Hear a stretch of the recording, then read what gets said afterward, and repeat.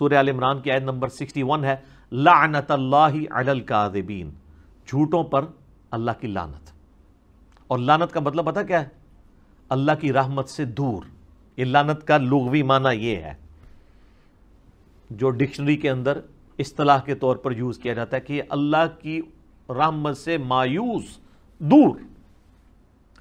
صحیح بخاری اور صحیح مسلم دونوں میں ایک حدیث موجود ہے، بخاری میں 6094 اور مسلم میں 6637 کہ نبی علیہ السلام نے فرمایا جھوٹ بولنے سے بچو، جھوٹ گناہ کی طرف لے جاتا ہے، انسان جھوٹ بولتا رہتا ہے، اس کے نامہ اعمال میں گناہ چڑھتے رہتے ہیں حتیٰ کہ وہ گناہ اسے جہنم تک لے جاتے ہیں، اللہم اجرنا من النار۔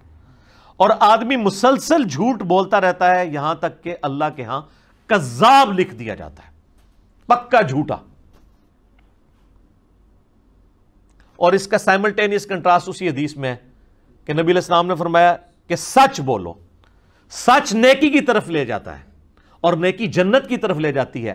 انسان سچ بولتا رہتا ہے یہاں تک کہ اللہ کے ہاں صدیق لکھ دیا جاتا ہے۔ کتنا بڑا ٹائٹل ہے صدیق۔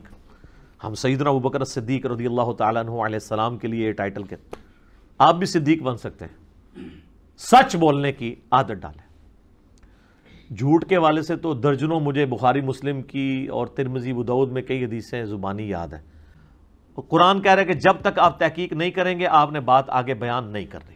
اسی کانٹیکسٹ میں صحیح مسلم میں اوپر تلے 3 احادیث ہیں، انٹرنیشنل نمبر کے مطابق 7، 8 اور 9 کہ نبی علیہ السلام نے فرمایا کسی آدمی کے جھوٹا ہونے کے لیے یہی کافی ہے کہ وہ ہر سنی سنائی بات کو آگے بیان کر دے بغیر تحقیق کیے کہ بات ٹھیک بھی ہے کہ نہیں۔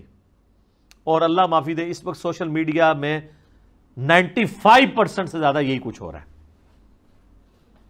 تو اگر کسی کو پتا ہوگا نا کہ یہ جھوٹا ہے، جھوٹے پہ اللہ کی لعنت ہے اور جھوٹا دوزخی ہے اور اسے اپنی آخرت کی فکر ہے تو وہ پھر یہ کام نہیں کرے گا۔